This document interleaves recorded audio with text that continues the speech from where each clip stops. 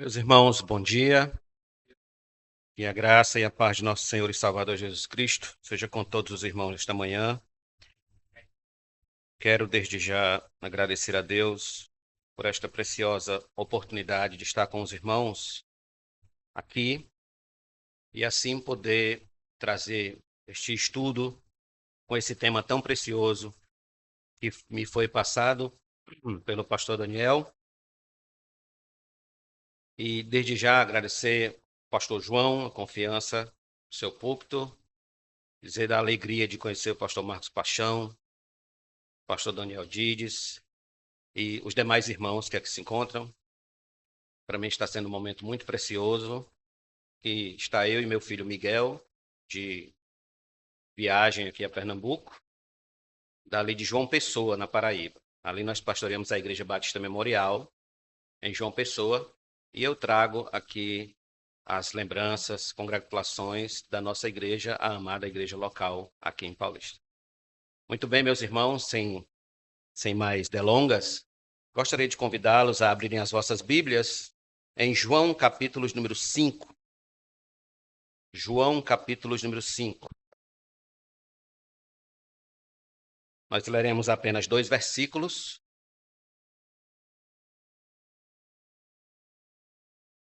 Nós não faremos uma exposição exata, precisa, objetiva desses versículos. Nós trabalharemos o nosso tema, que todavia tem muito a ver com esse texto. Aliás, nasceu desse texto. Versículos de número 39 e 40, que diz: Vocês examinam as Escrituras, porque julgam ter nelas a vida eterna. E são elas mesmas que testificam de mim. Contudo, vocês não querem vir a mim para ter vida. Não querem vir a mim para ter vida. Oremos. Amantíssimo Deus e Pai de nosso Senhor e Salvador Jesus Cristo, graças te dou por tua benevolência, por tua benignidade, por tua bondade e misericórdia, em sustentar a nossa mão todos os dias, a fim de que permaneçamos ante a tua presença.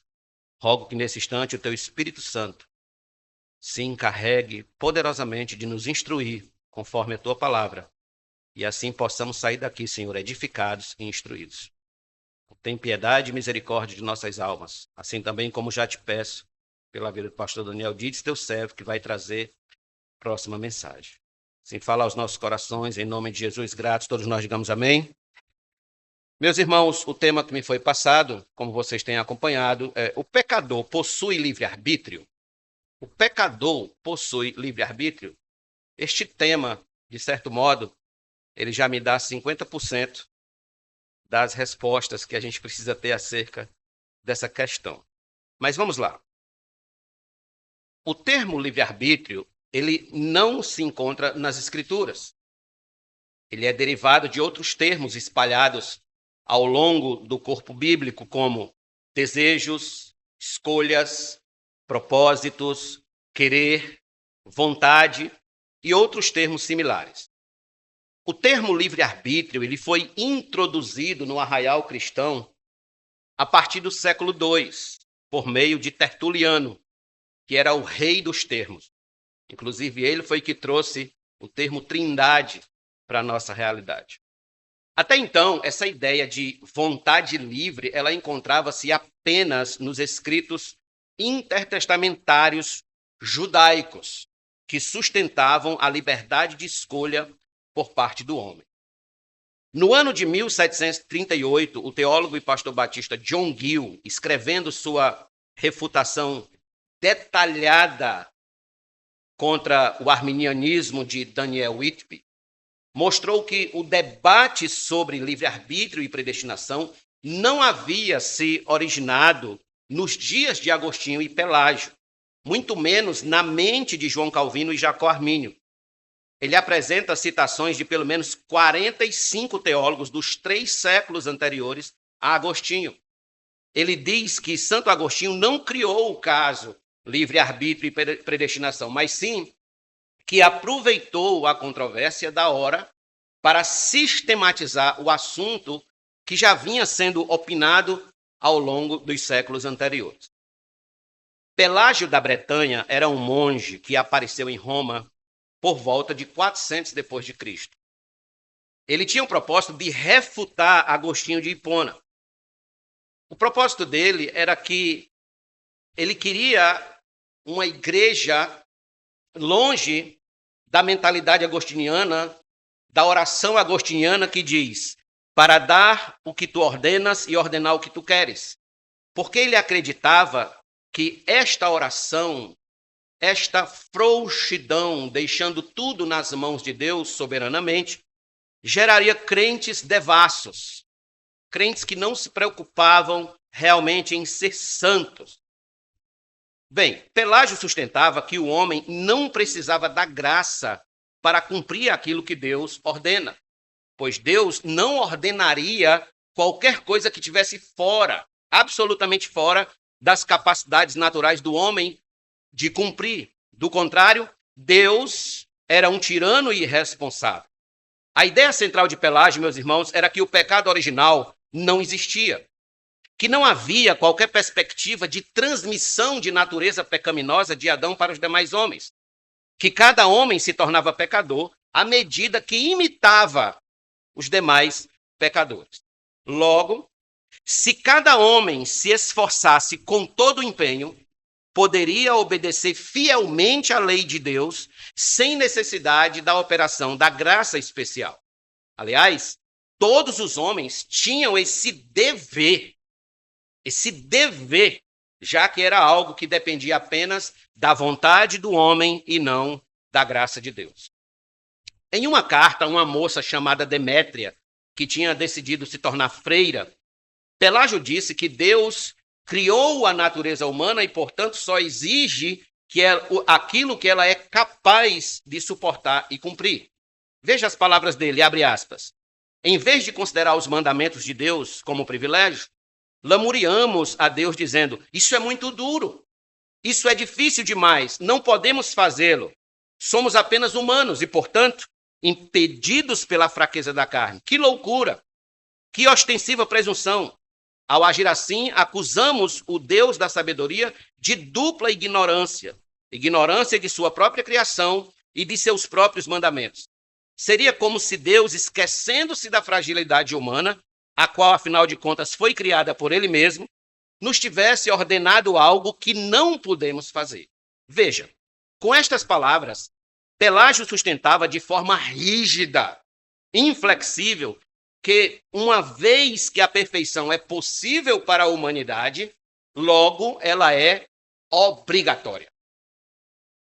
Então, atento a isso, Agostinho percebeu que o âmago, o centro da heresia pelagiana, era a sua ideia de que a vontade, mesmo no estado caído do homem, em essência, ela era livre da corrupção do pecado e possuía a capacidade em si mesma de escolher o bem espiritual e realizar a perfeita vontade de Deus. Então, em resposta a isso, Agostinho vai sistematizar a doutrina do livre-arbítrio, apresentando o quádruplo estado do homem, ou o estado quádruplo do homem, e dividindo a história do homem assim, da criação até a glorificação, nesse estado quádruplo, Agostinho torna a doutrina do livre-arbítrio didática e prática na sua refutação do erro pelagiano. Girolamo Sanches diz que há 4 estados do homem: antes da queda, depois da queda, sob a graça e em glória. Portanto, é costume debater sobre essa livre escolha de um modo quádruplo. O puritano Thomas Boston falou: esses 4 estados são coisas muito necessárias para serem conhecidas por todos que verão o céu.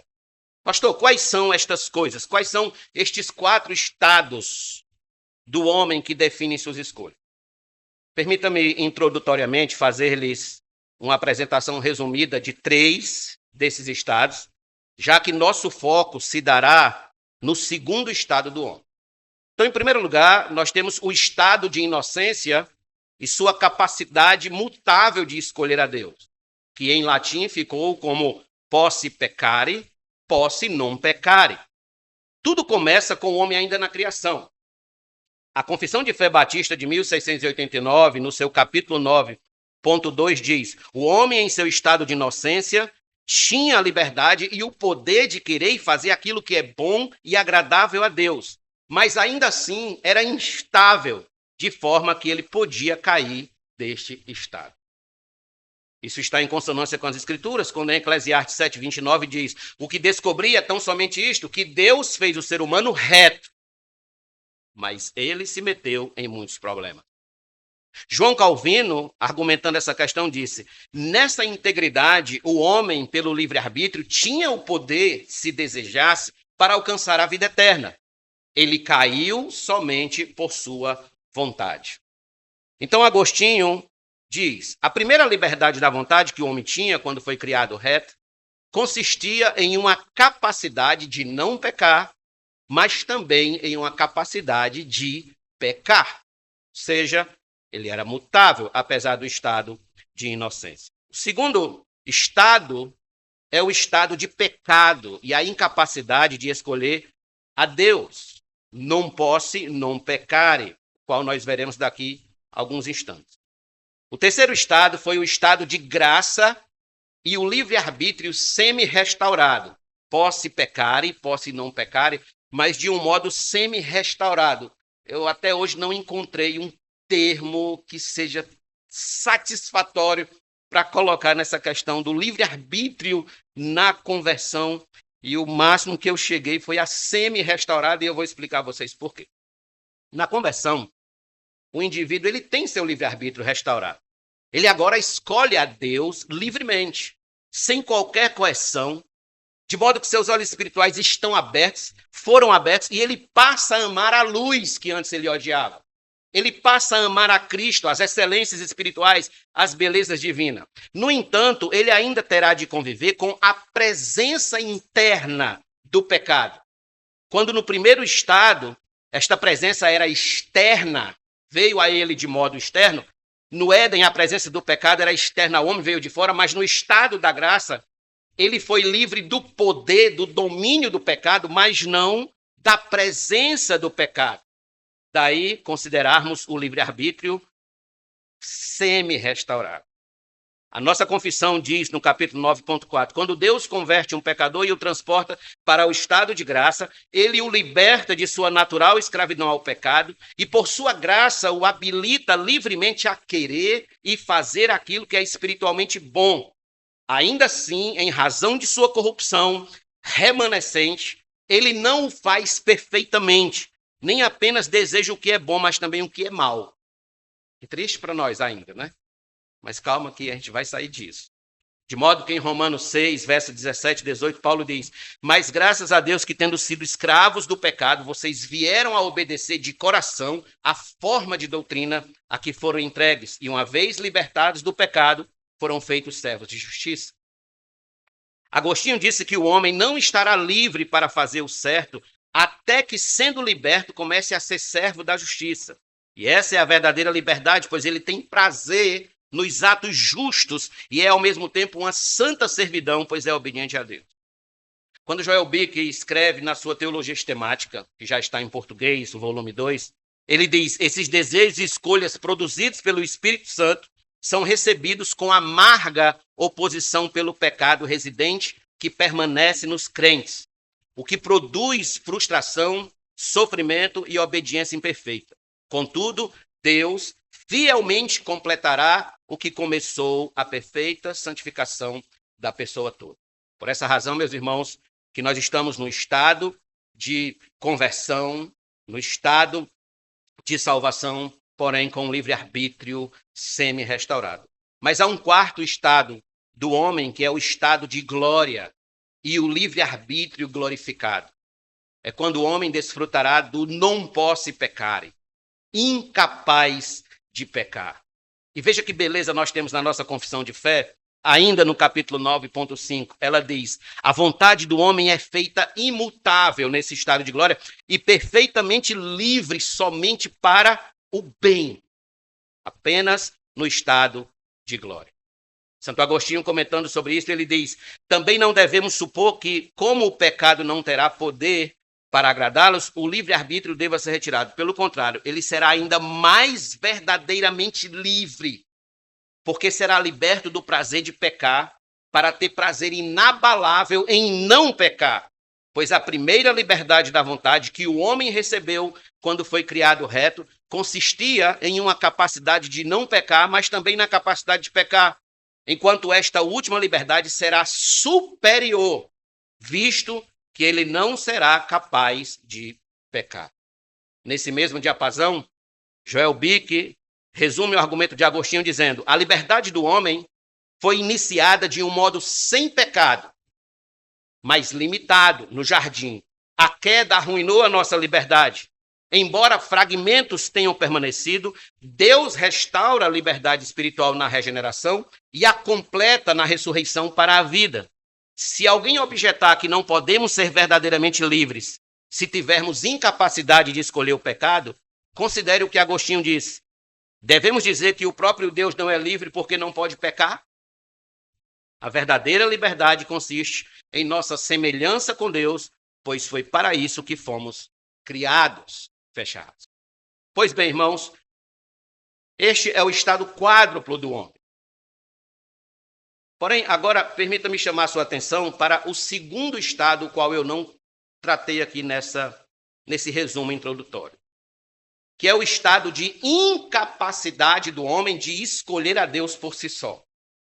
Creio eu que ele responderá à pergunta tema dessa mensagem. O pecador possui livre-arbítrio? Comecemos definindo o que é livre-arbítrio. O termo livre-arbítrio. Livre-arbítrio é a plena liberdade ou capacidade de escolher entre uma coisa ou outra, sem qualquer impulso que indique preferência ou preterição. Eu vou repetir isso aqui. Livre-arbítrio é a plena liberdade de escolher entre uma coisa ou outra, sem qualquer impulso que indique preferência ou preterição. Por exemplo, é você escolher A ou B, obtendo o mesmo resultado de prazer em todos os números e graus. Por exemplo, deixa eu ser mais claro. Imagine duas comidas preferidas suas. E todo dia você prefere comer a comida A em vez de B. Pois bem, essa escolha pela A deve revelar seu prazer último no mesmo número e grau como se fosse B. Pois ela traz em si o princípio da indiferença. Como assim, pastor? O resultado final de A ou B é indiferente. Porque eles casam exatamente no mesmo grau e número de prazer.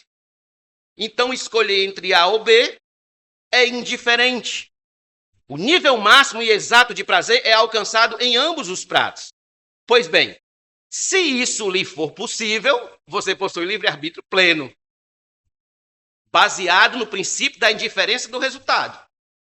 No entanto, se houver qualquer limalha ou fragmento que faça você preferir A em vez de B, o princípio da indiferença é quebrado e você passa a agir, então, pelo princípio da influência.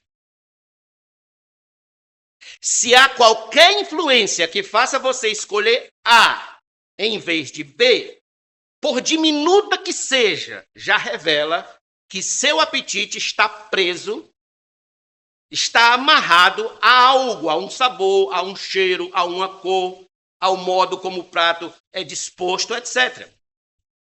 Há muitos anos atrás eu li uma frase que diz o seguinte: o balão mais livre se torna cativo da mais leve brisa que passa.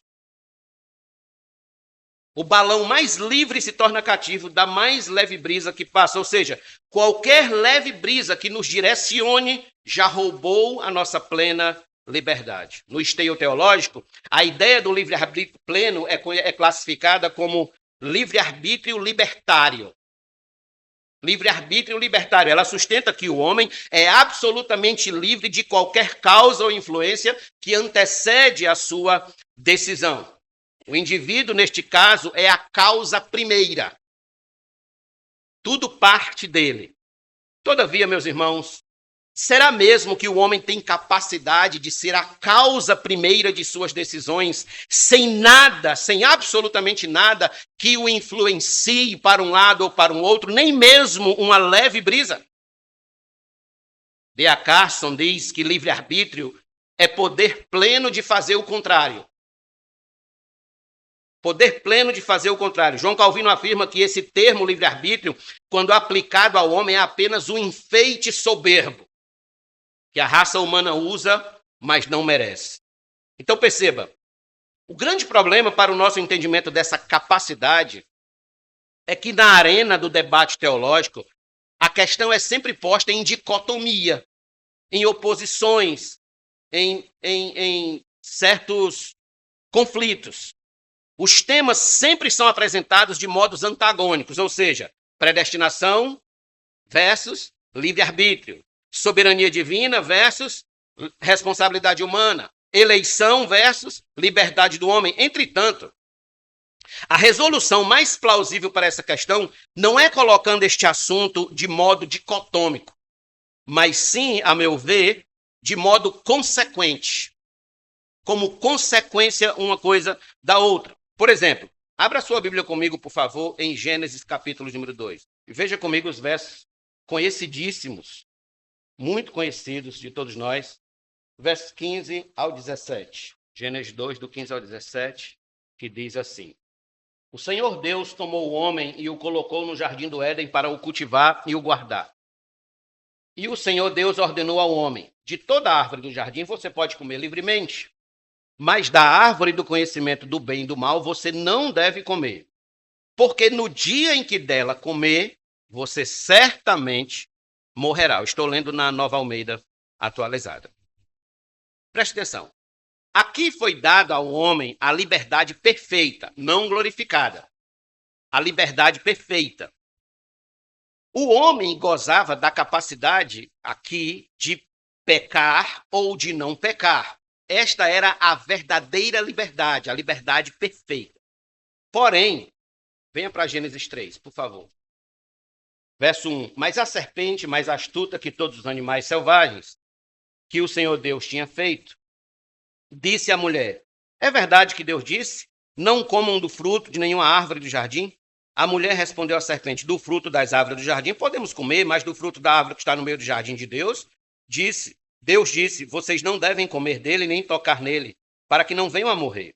Então a serpente disse à mulher: É certo que vocês não morrerão, porque Deus sabe que no dia em que dele comerem, os olhos de vocês se abrirão, e como Deus vocês serão conhecedores do bem e do mal. Vendo a mulher que a árvore era boa para se comer e agradável aos olhos, e árvore desejável para dar entendimento, tomou o seu fruto e comeu. E deu também ao marido, e ele comeu. Então os olhos de ambos se abriram, e percebendo que estavam nus, costuraram folhas de figueira e fizeram cintas para si.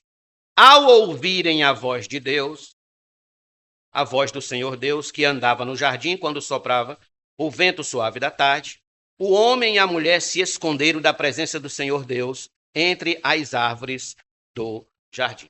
Observe.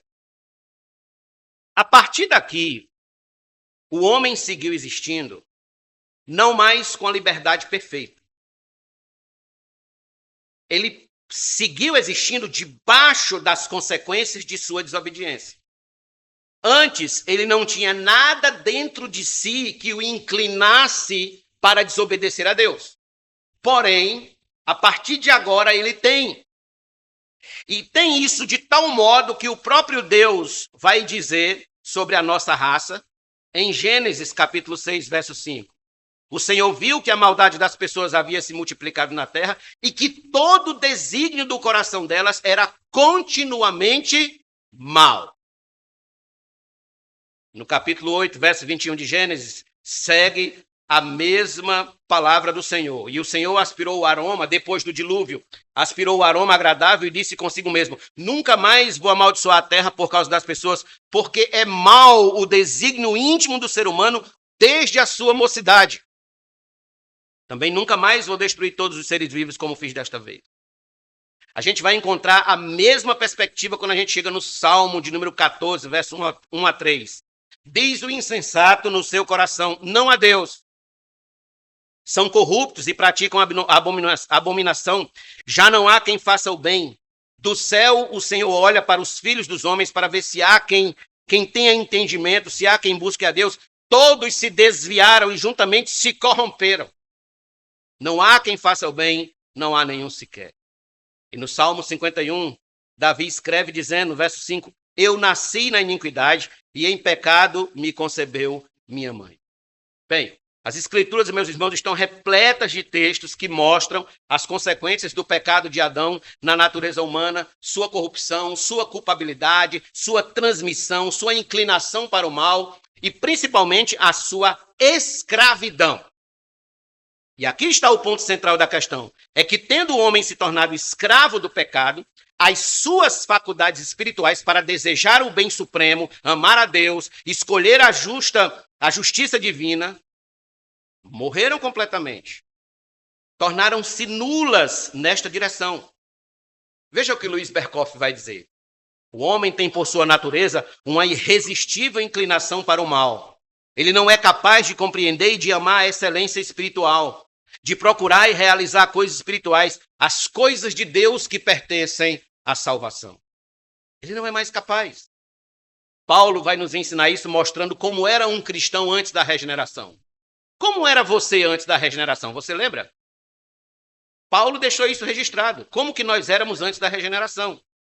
Efésios capítulo 2, do verso 1 ao 3. Ele lhes deu vida quando vocês estavam mortos em suas transgressões e pecados, nos quais vocês andaram noutro tempo, segundo o curso deste mundo, segundo o príncipe da potestade do ar, do espírito que agora atua nos filhos da desobediência. Entre eles também nós todos andamos no passado, segundo as inclinações da nossa carne, fazendo a vontade da carne e dos pensamentos, e éramos por natureza filhos da ira. Filhos. Aí está, pois, o que era um cristão antes da conversão. Ele era um cadáver espiritual. Ele não tinha qualquer controle sobre suas faculdades espirituais. Seu intelecto e sua vontade eram governados por essa trinca do mal. Diabo, pecado e o mundo. Nada o inclinava para Deus. De sorte que o apóstolo Paulo vai dizer em sua carta aos Coríntios, no capítulo 2, versículo 14, na primeira carta, ora, a pessoa natural não aceita as coisas do Espírito. É isso que o cristão era antes da conversão, antes de ser alcançado pelo Espírito Santo, pela palavra de Deus. Ele era a pessoa natural, estava nessa condição. Não aceita as coisas do Espírito de Deus porque eles são loucura. E ela não pode entendê-las porque elas se discernem espiritualmente. Eis a pergunta: por que as coisas do Espírito são loucuras para este homem natural? Porque as coisas do Espírito, meus irmãos, não compõem sua natureza desde o ventre. Não compõem. De sorte que ele decidirá com prazer, com gosto, andar longe de Deus conforme a sua natureza, sem qualquer coerção. Ele é um escravo da sua inclinação natural. Nada nele desde o ventre o inclina para o céu.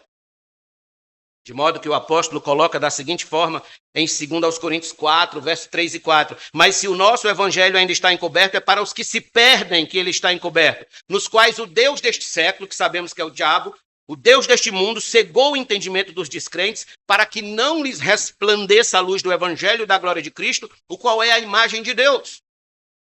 Pergunto, quem são estes que Paulo está se referindo como cegos de entendimento e descrentes?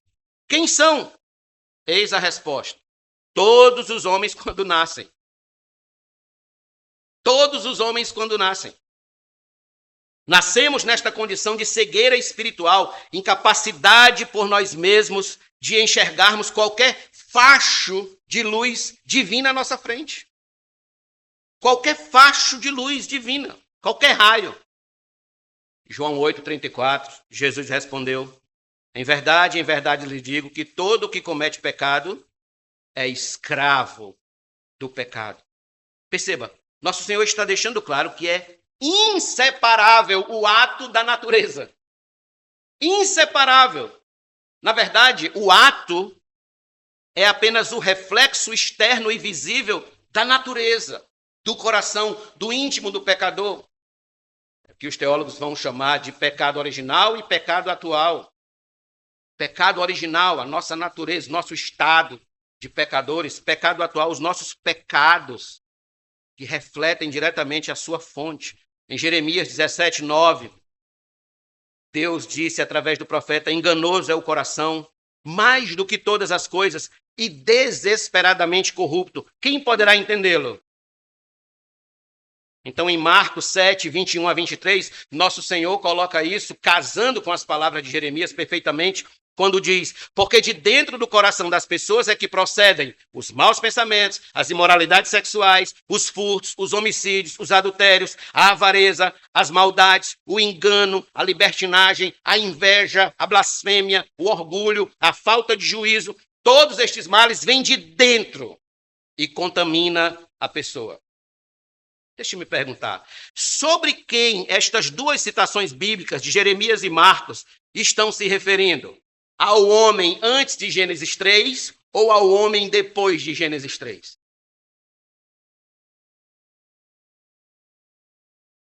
Todavia, devemos ressaltar que o homem, ele não é um escravo do pecado de modo coercitivo, obrigado, sofrido.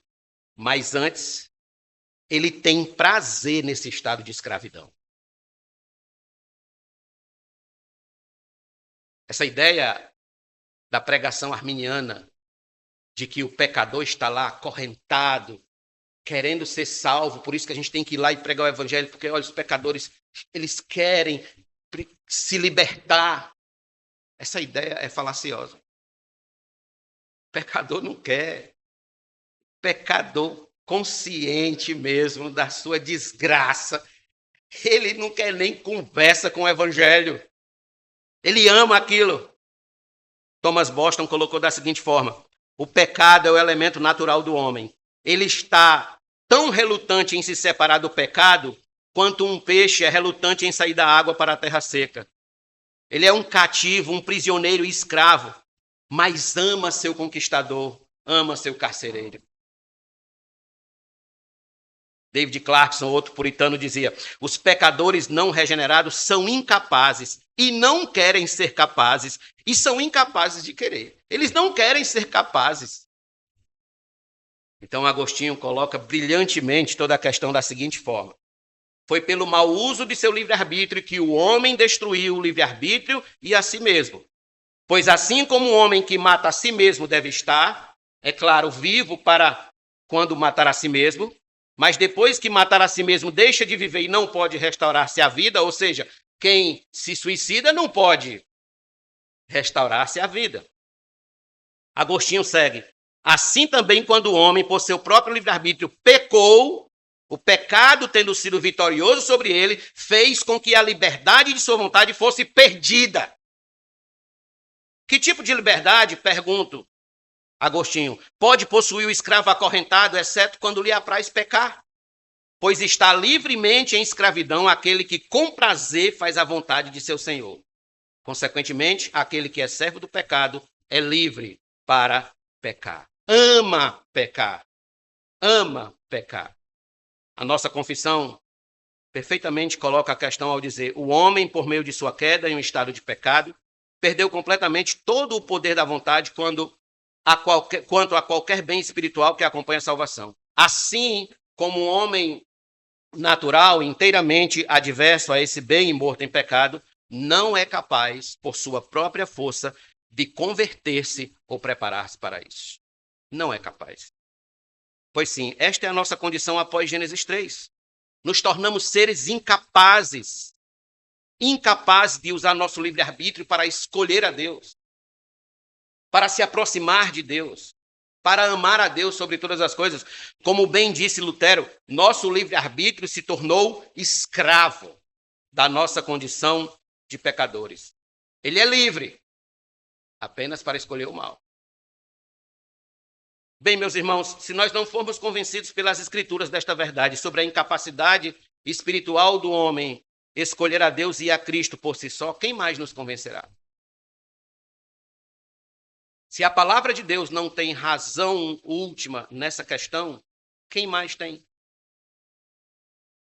É importante frisar aqui que, apesar da queda, foi mantido no homem a liberdade de vontade quanto às coisas terrenas.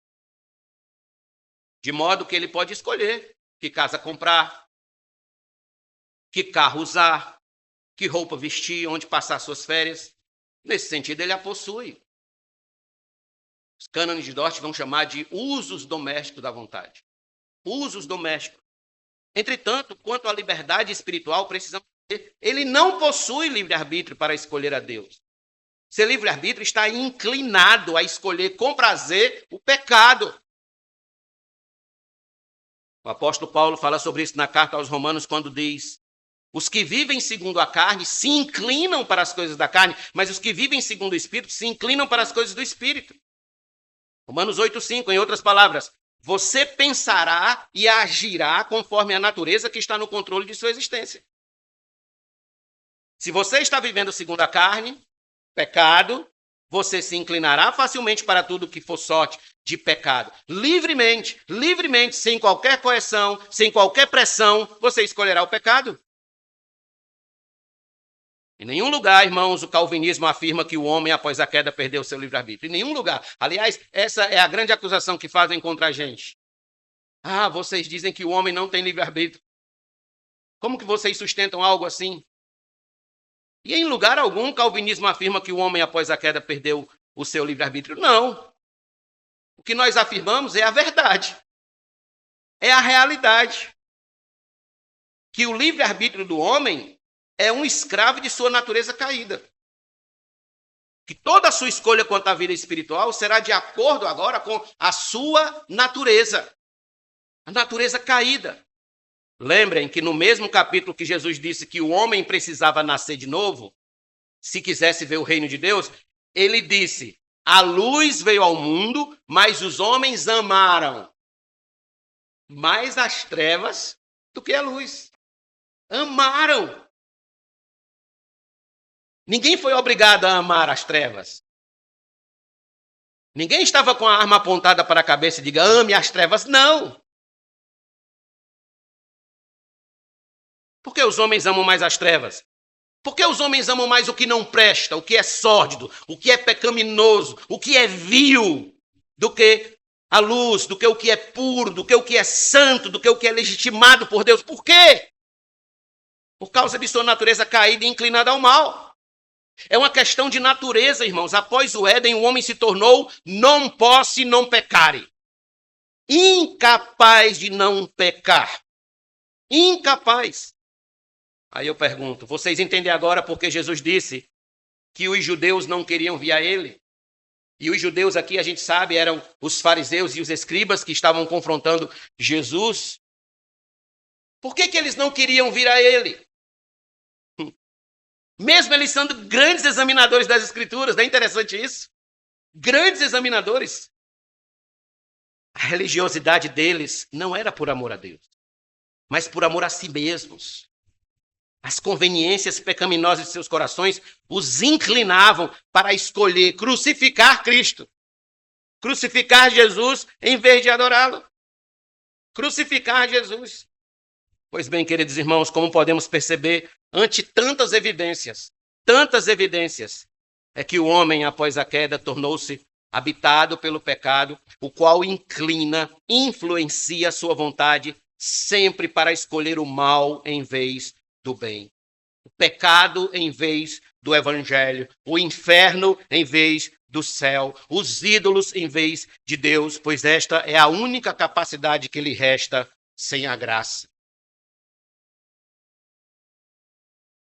R.K. McGregor, em seu livro A Soberania Banida, o qual trabalharemos muito sobre ele também hoje à noite,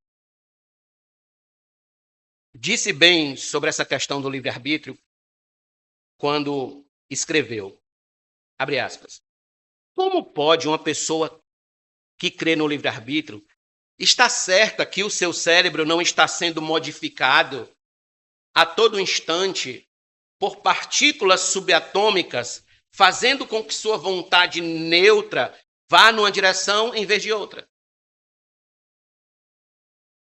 Porque ele vai explicar justamente nesse capítulo que as nossas vontades, os nossos gostos naturais são formados por meio de princípios de influência. Ninguém gosta do prato A e do prato B por indiferença. Alguém vai gostar mais do A ou do B por um princípio de influência. Então ele diz: necessitar-se-ia ter um conhecimento exaustivo da situação a fim de se ter a certeza de que nenhuma causa esteja operando sobre a vontade humana. Assim, a crença no livre-arbítrio parece requerer onisciência. Aí eu pergunto a vocês: o homem é onisciente? O homem possui onisciência? Para contemplar por todos os lados que a sua volição, que a sua decisão, que a sua escolha não está sendo influenciada por nenhum fragmento sequer de influência? O homem tem essa onisciência. Se ele não tem, e qualquer arminiano há de concordar comigo que ele não tem onisciência, ele não possui livre-arbítrio pleno e absoluto, como ilusoriamente todos os homens julgam possuir desde nascença. Spurgeon dizia, aliás, ele diz no seu livro As Verdades Chamadas Calvinistas, ele fala, né? Quando eu nasci, eu era arminiano, como todos os homens são quando nascem. Então, até que a gente conhece a verdade das Escrituras, conhece a palavra de Deus de verdade, e então a gente abandona essa ilusão, porque nós não somos oniscientes. Para encerrar, convido você a vir comigo um texto que provavelmente você vai ler muito nessa conferência, ler muito mesmo, mas é um texto imprescindível para a nossa realidade reformada. Ele, por si só, já responde o nosso tema. João 6, 44. Ninguém pode vir a mim se o Pai que me enviou não o trouxer, e eu ressuscitarei no último. Oremos. Bendito Deus, Pai, graças te dou, Senhor, por esta oportunidade de falar aos meus irmãos, não apenas os que estão aqui, mas aqueles que também estão em seus lares, assistindo pela internet. Que o Senhor nos dê graça, ó Deus, para sermos mais gratos a Ti, por nos libertar da escravidão do pecado, por nos libertar, ó Deus, das misérias em que o pecado nos colocou, por nos dar a Tua luz, ó Deus, por meio do Teu Espírito Santo, na Tua palavra, e também, Senhor, por nos educar nas Escrituras, entendendo que nós não possuímos esse ilusório livre-arbítrio que tanto nos ensina o mundo afora. E nós te agradecemos porque o Senhor abriu os nossos olhos. E hoje nós podemos contemplar que a nossa salvação é a Tua graça no início, é a Tua graça no meio e é a Tua graça no fim. Em nome de Jesus nós te agradecemos, gratos, digamos amém.